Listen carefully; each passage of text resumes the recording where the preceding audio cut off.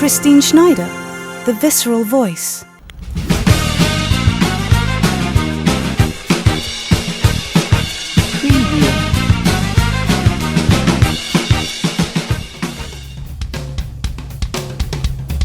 Welcome to the Visceral Voice Podcast. I'm your host, Christine Schneider. Through this podcast, I aim to bring you the most current, up-to-date research on voice science, function, pain science, movement, and everything in between. I am on a quest to learn everything I can about the living, breathing body and its intricate connection to the voice. This podcast documents the continuation of my learning and my experience as a professional singer, a nutritional consultant, a movement specialist, and a manual therapist. Join us as we strive to provide current, knowledgeable, creative, and compassionate information to help you restore, regain, and create happiness and success on your vocal journey.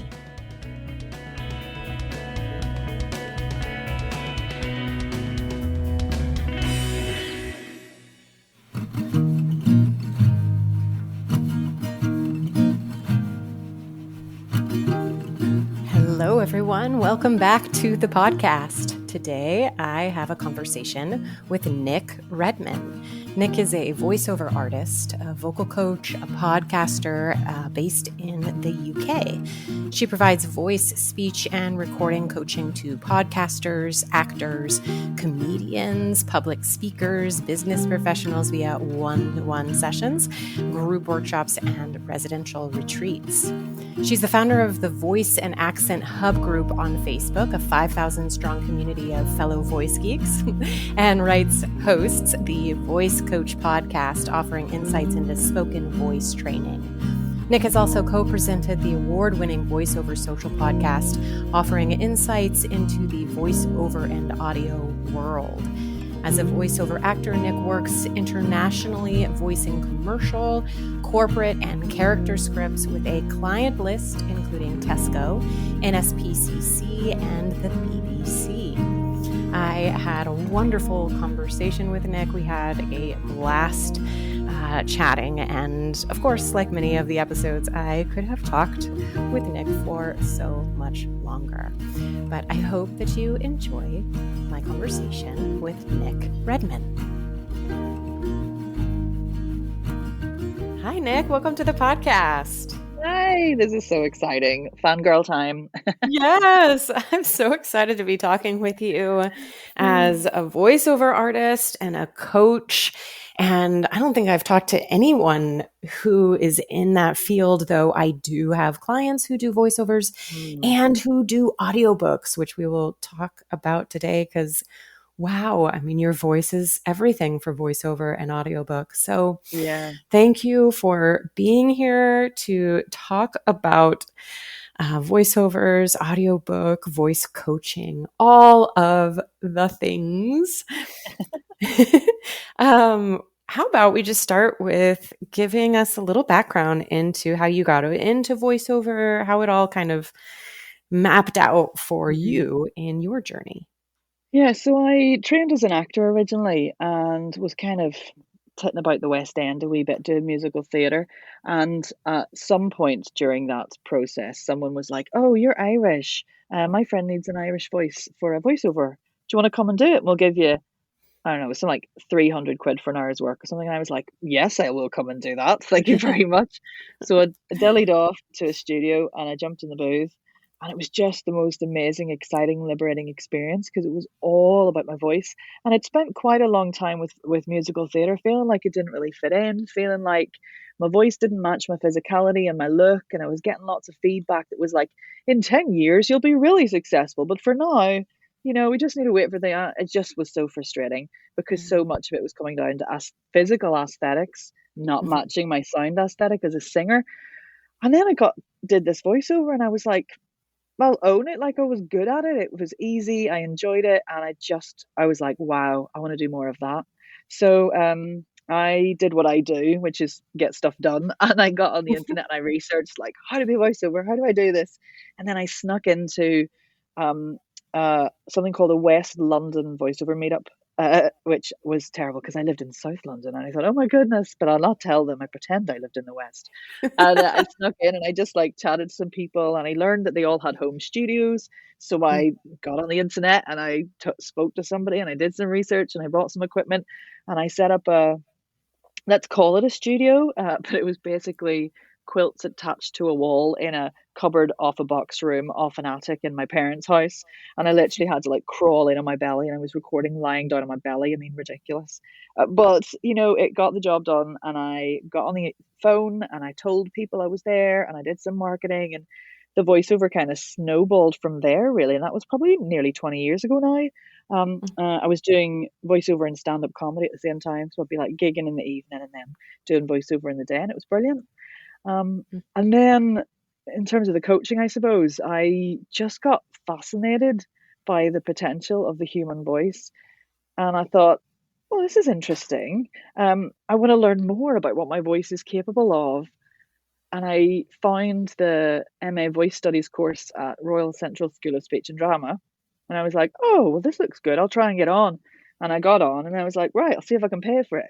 And I found a generous donor, let's call her mum, for the sake of argument. So I did that. And it was like the final piece in the puzzle, really. Because I'd always struggled with acting. I felt a bit like, and this is no disrespect to anybody because I love acting and I still work with actors, but something was missing and I hadn't quite found my way. So yeah, now I get to do voiceover and podcasting and coaching all at once. And I'm just a massive, epic spoken voice geek. And it's great. Yes. I love all of that so much. And a few things I would love to touch on.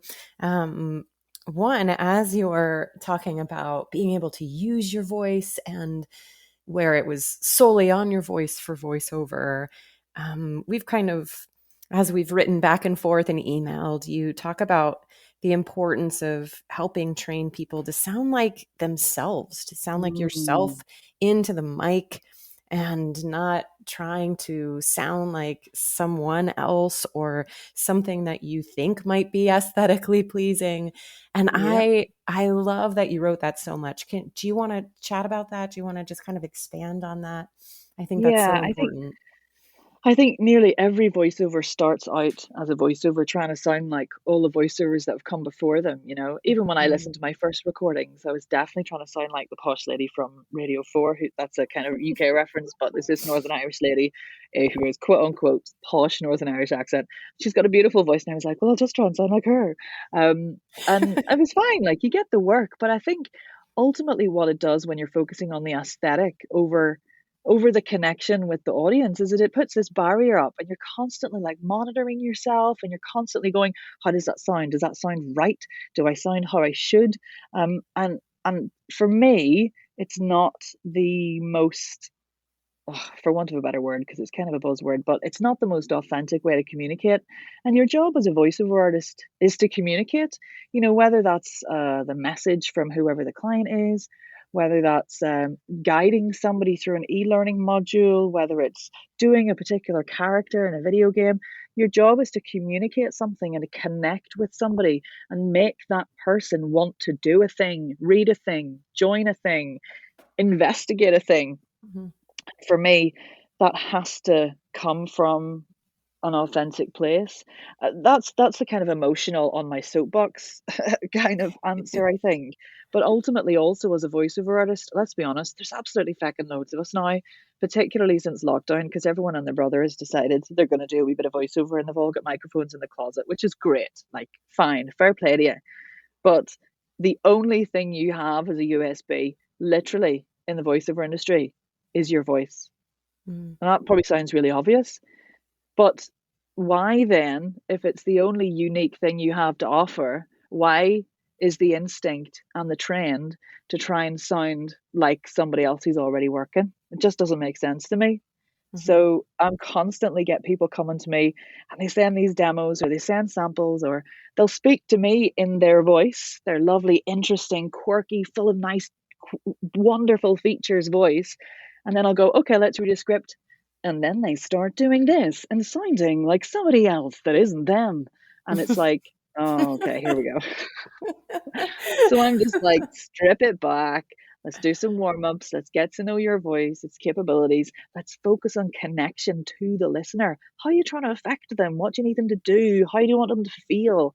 And then once you've warmed up your voice and it's free and open to respond, as long as your intention is there and your desire to communicate and connect is honest, whether it's about something you care about or something you're being paid to care about, then it's a much more fun and interesting experience. Hmm. Yeah, and then you had mentioned video games, and I had kind of talked about all of the audiobook narrators and Yeah. different character voice artists, voiceover actors. A lot of times when you are a voiceover artist or an audiobook narrator, you have so many different characters Oh my that God, it's you are mad. asked to play and explore your voice. And yet, trying to do that, I mean, in some audiobooks, I've had a client who had over 100 voices in a book, and having to create these voices for these games and yet keep Mm. it authentic to you. The one voice is still doing different genders. How are you able to do the different genders without depressing the larynx so much that you're getting incredibly Yeah. fatigued? Just allowing or finding all of these different characters with authenticity and with vocal health and stamina. Yeah. It's I think audiobooks is such a unique and fascinating world because with video games and stuff, a lot of the time you get a wee bit of a chance to sort of know the character a little bit, perhaps. You might be playing one character for a couple of days or one character for a longer session, that kind of thing. And you may get to do extraneous characters and little characters on the edge that are thrown at you and all that kind of thing. But it's a slightly different experience as a listener, and they can be maybe a little bit over the top, or some of it's based in naturalism, all kinds of different styles and things, and you can throw in accents and all that kind of stuff. With audiobooks, like you say, the amount of characters and people that they have to that the narrators have to voice and create a vocal life for is insane. I mean, yeah, 100. I've had clients with like 400 oh my characters, like gosh. these massive tomes that they're recording, and it can't just be like, sometimes they all have to have the same accent because the book is set in a certain place.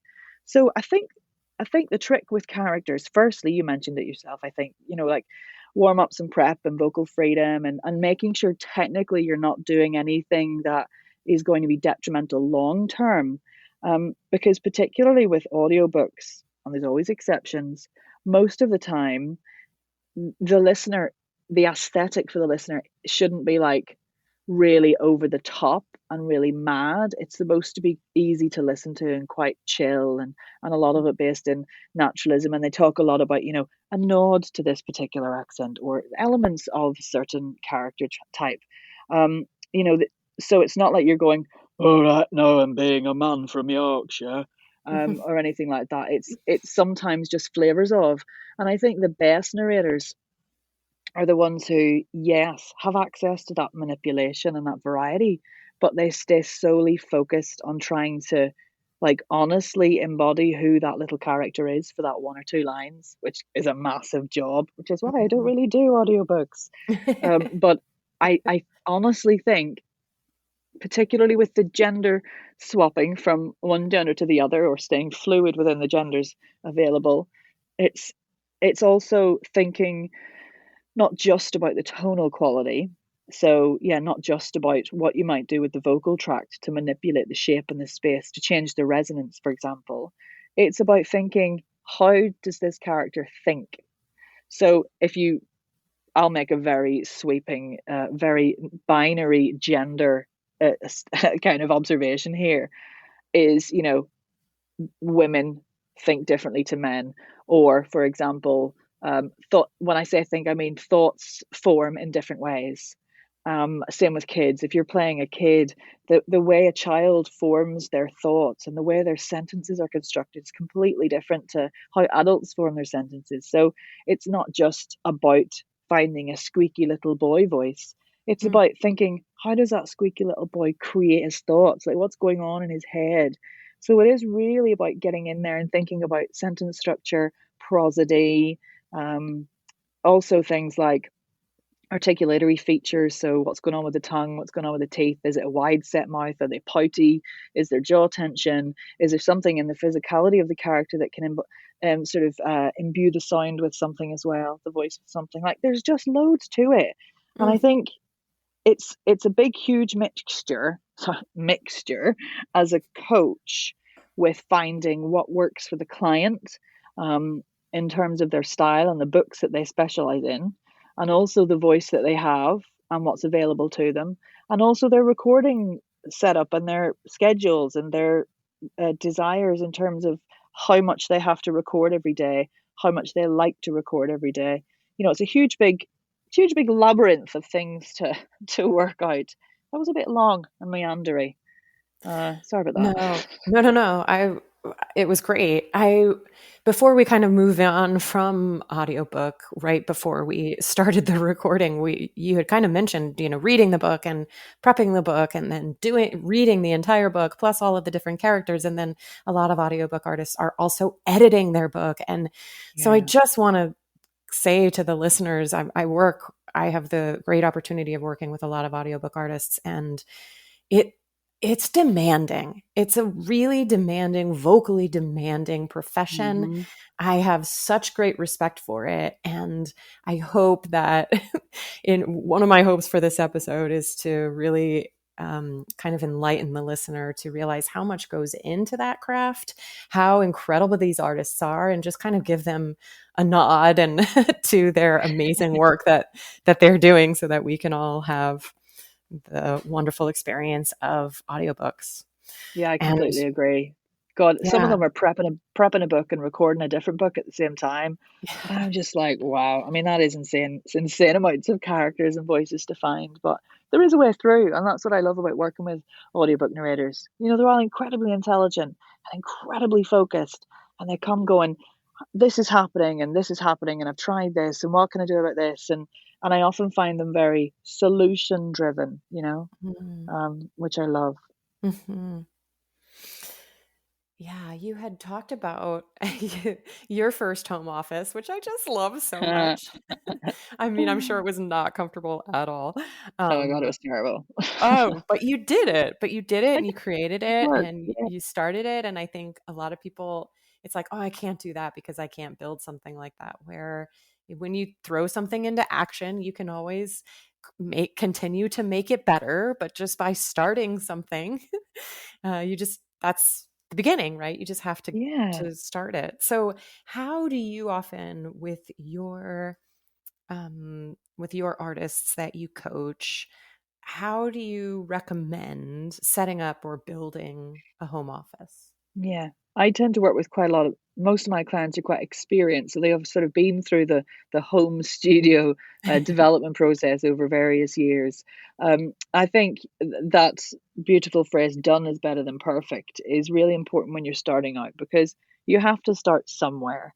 I don't think it's advisable to invest in thousands and thousands of pounds worth of equipment and perhaps potential home construction and all this kind of thing if you don't know if it's a world you A should be in, or B could be in, Mhm, so I think getting started with something slightly more grassroots is really important, because you get to know your voice and the microphone that you may potentially need, because there are different mics for different voices, and the requirements of your studio space depending on where you live and what you record. So a couple of things to think about with a home studio are: the space is more important than the mic ultimately, because I can put a 3 grand Neumann TLM 103 in a bathroom and it's still going to sound bouncy as hell, and it, mhm, it won't do anything for your voice. So you've got to think about the treatment and the soundproofing of the space to start with.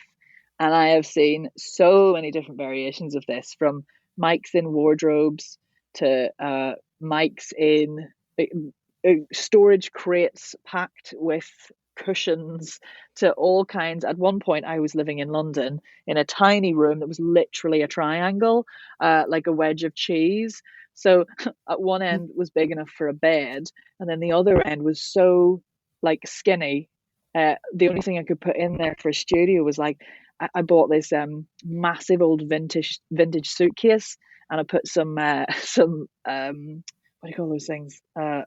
Oh yeah, like sound baffling squares in there. So I literally was, working out of a suitcase at one point. So there's loads of clever ways you can look into your environment and just find whether it's quilts or something slightly more professional, like acoustic blankets, things like that, to baffle the sound to start with and get rid of as much bounce as possible. And then it's thinking about a microphone. It has to be an XLR microphone for the most part. So that's the one with the three prongs, rather than a USB microphone, just because it's a much better sound capture quality. So minimum for me is decent space with an understanding of how the acoustics are bouncing around, and an XLR microphone. Something from Rode is a decent place to start. A lot of people start with a Rode MT1A.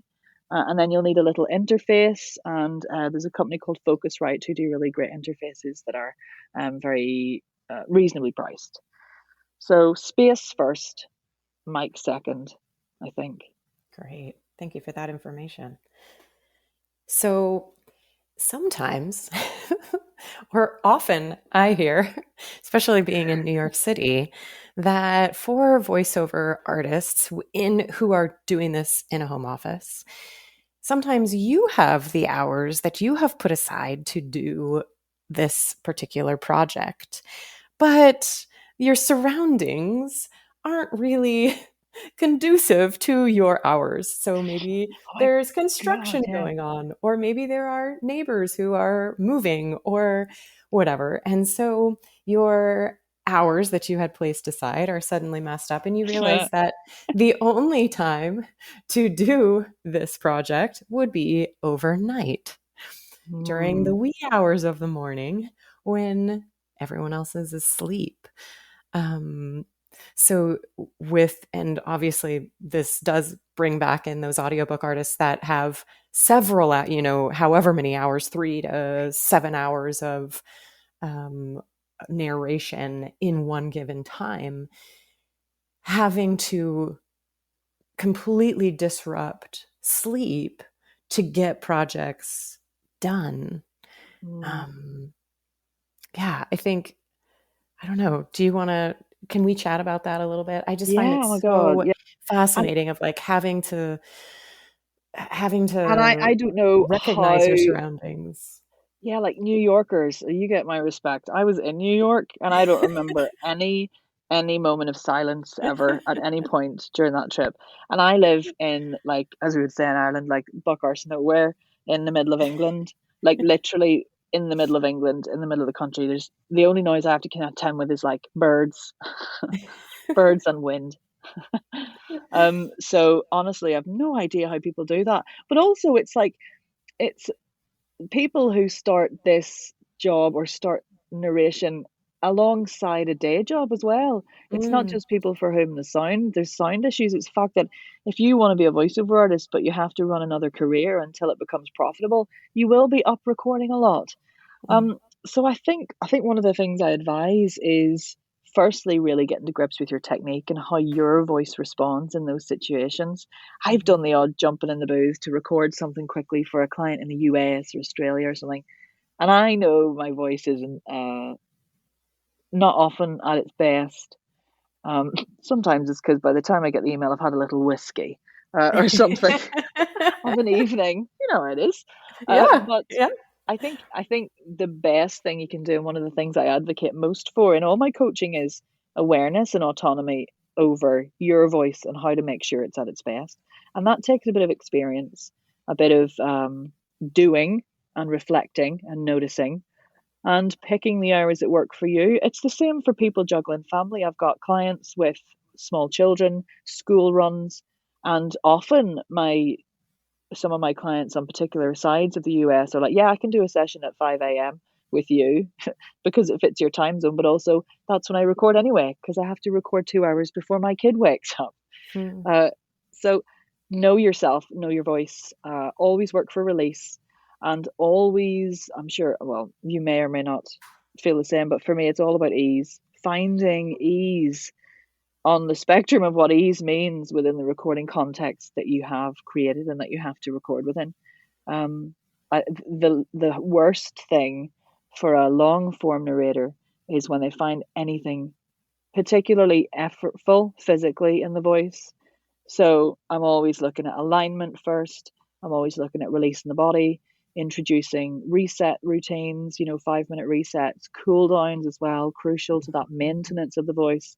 And then, listen, manipulate your recording space to suit. I have a client who, no joke, records in a lazy boy chair, like basically reclined, because the books he reads require a really chilled out kind of feel. I've got another client who records reclining because he does a lot of like sleep stories, and he has his mic on an arm and his screen's just kind of suspended above him like some kind of mad capsule on a spacecraft. And I mean, I think it's fascinating, but he's doing what works for him, and he's bringing ease into both his physical recording environment and creating what feels easy for him and his voice. So, yeah, ease, awareness, regular breaks, hydration. Mm-hmm. They're my top tips, I think. Yeah. Yeah. So that you can have longevity in the field that Yeah. you have chosen. Because it's consistency as well. Like if you start a book and it's going to take you 2 weeks and you start the protagonist's voice in one way, the protagonist has to say the sound the protagonist, sorry, you can tell I'm nearly my Christmas holidays. All my sentences are the wrong way around. I can't even remember what I was saying. Hang on, it'll come to me. Oh yeah, that character's voice has to be consistent and sound the same at the start as it does at the end, unless the book has some kind of transformation in their voice. Fine. Uh, but yeah, it's about consistency as well. So I suppose there's also something to be said when it comes to characters is knowing that you can sustain a particular vocal choice for a long period of time. I was working with somebody recently who gets a lot of really cool kind of aggressive fiction, like Girl with the Dragon Tattoo, that kind of stuff. Mm-hmm. And she goes into her like really cool kind of this kind of voice for like the whole time. But she was pushing it, and it was she's really, really struggling with it because it's her main USP as well. Mm-hmm. And there was a lot of reflection on whether that should be the work that they were doing, and if there was we worked on finding a way to find that quality, but with less effort and more ease and space. So, yeah, there's loads to think about in terms of character and voice and setting yourself up for consistency and longevity. Yeah. Yeah. The client that you mentioned who was in the chair and had it was such a beautiful image. I could see So it much respect. So with much respect, the man. I computer can't lie. over. And so really Yeah. going for a certain sensation over sound. Yes. Yeah. How else would you, or if you have any other clients that you really kind of talk Yeah. about, what are you feeling, or what is the sensation as opposed to what is the sound creation? That's what I find interesting when I work with voiceovers who've never had a voice technique coach before. A lot of the time with voiceover coaches, it's work on copy and scripts, and I do that as well, which is great, and I love that work, that text work. But they're often not used to me going, how does it feel? Mm-hmm. What can you feel? Did you feel anything? Can you feel the vibrations? And often they're like, well, I don't know. What do you mean feel? I'm like, well, physically, what does it feel like in your body? What's the sensation?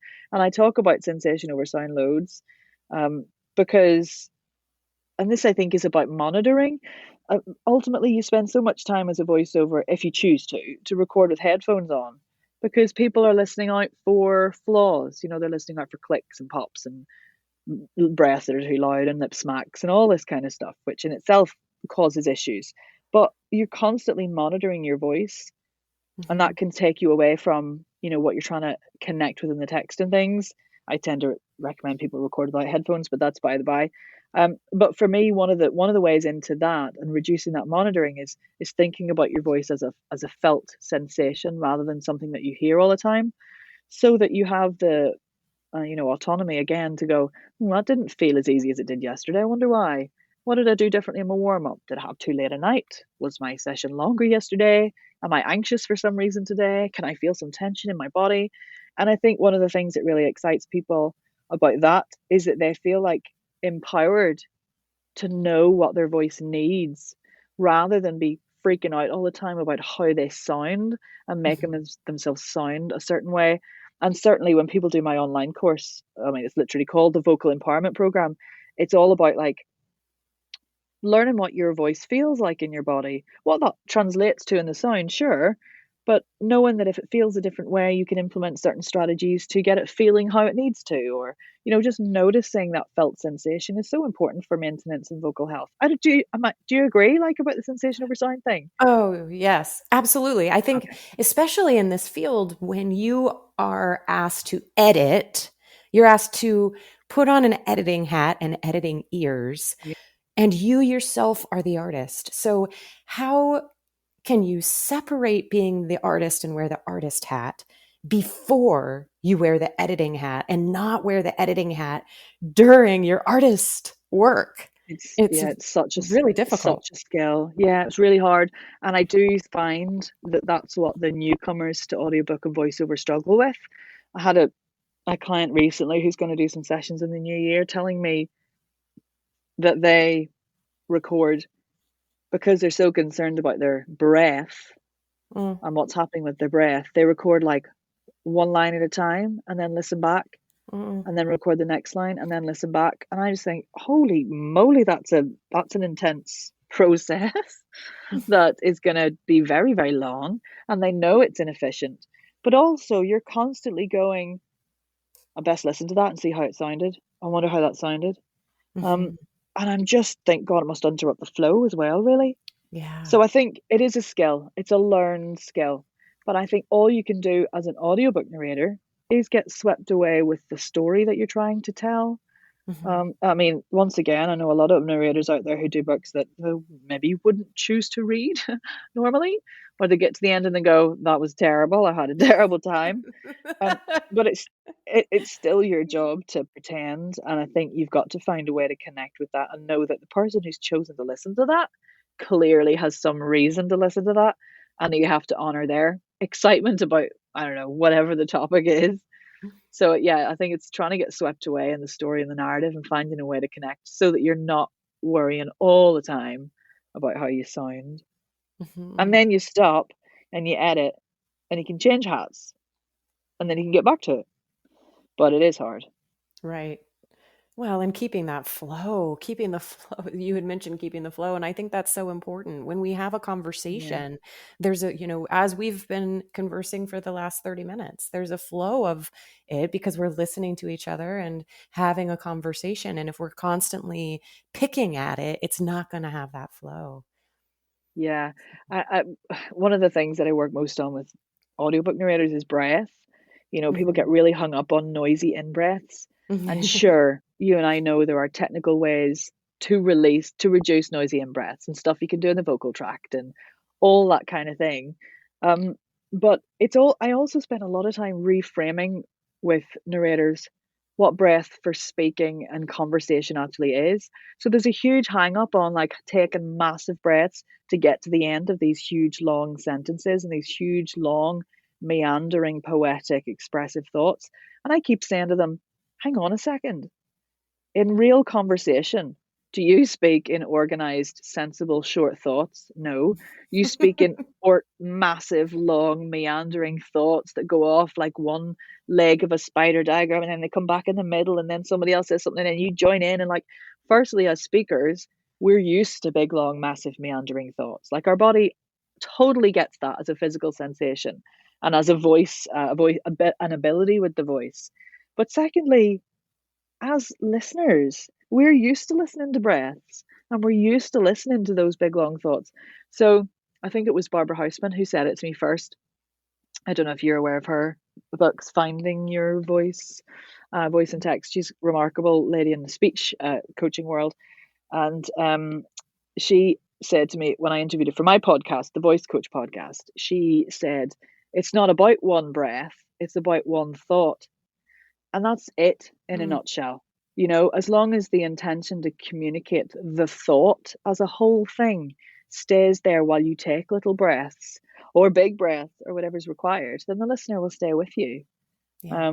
So yeah, there's a lot of trying to choreograph breaths and push to the ends of lines, and um, I'm constantly trying to say, but hang on a sec, next time you're listening to your mates, just tell me what's the average word per sentence rate there, or do you notice their breaths? Why don't you notice their breaths?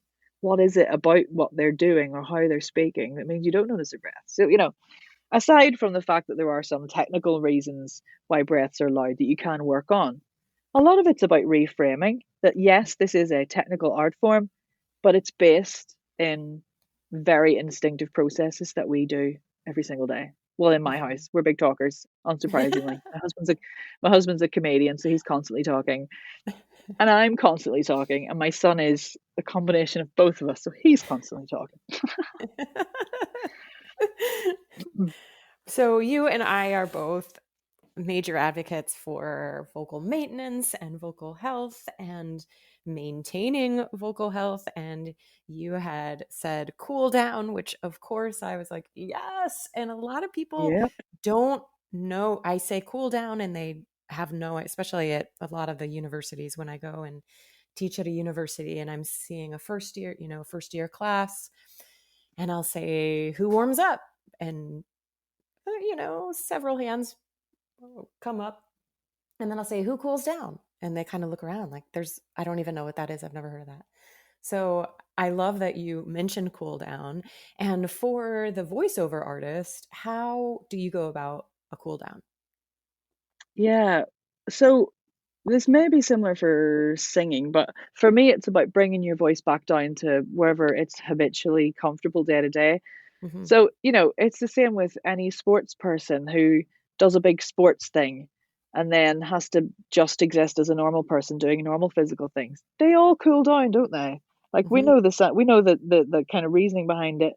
For voiceover artists, I encourage a lot of release, so a lot of tension release, because particularly if you've been, I don't know, voicing a creature in a video game for 3 hours, or you've been doing again for video games, you've been doing um a big session on like grunts or death noises or stabbing noises or something that most people don't do day to day all the time, then you're going to be sitting in a place in your voice that isn't habitually comfortable. So you do have to kind of blend yourself back down. So I do a lot of release in the body and the vocal tract. I do a lot of things that take you from where you are back down into like even below optimal pitch kind of thing. So I get people to do a lot of like yawns into creak, sighs into creak, sometimes a little bit of intoning. So if they've been like Mm-hmm. speaking up here for ages, then I get them to sort of intone a little bit and then gently sort of drop down into where they feel might be their most comfortable place. So a lot of it, I think, is probably best described as blending back into where they belong day to day, so they don't come out of their creature uh, session going, I'd like a cup of tea, please, or whatever it is. That was the best creature noise I've ever done.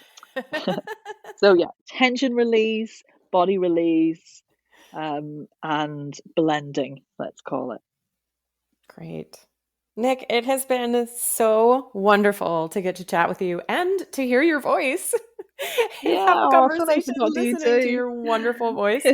And I know that you have several programs and you have a podcast and you have a book coming out. Do you want to tell the Yeah. listeners about all of the things and how to get a hold of you and how to see more about you?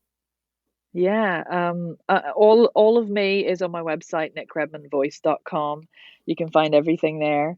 But yeah, my book comes out in March, which is fine, and I'm not stressed about that at all, actually. Uh, it's a huge, massive project been really excited about, and the more I write it and the more I get into it, the more excited I am, but it's absolutely terrifying. But that comes out. It's a voice training book for microphone users. Title still working on, Still but pending. it will be out, yeah, second week of March. So if you want to head to my website and go to the resources section, you can join my newsletter, which is called The Fold. as in my community / the vocal folds. Get it? It's very clever. Yes, it The is. folds. And that comes out every couple of weeks. And we'll have an episode of my podcast, the Voice Coach podcast, in it, and a lot of chatting about the book in the next few months. So head to my website, nicredmanvoice.com, and sign up to my newsletter, The Fold. Excellent. Thank you so much for being here and having this conversation with me today. Thank you so much for having me. It's been a delight. Thank you all for listening. If you enjoyed this podcast, tell your colleagues, students, and friends. Subscribe, rate, and please write a review. You can find us on Instagram or Facebook, and feel free to check out my website at www.thevisceralvoice.com for information on programs and upcoming events. I hope you join us next time for another wonderful conversation on the Visceral Voice.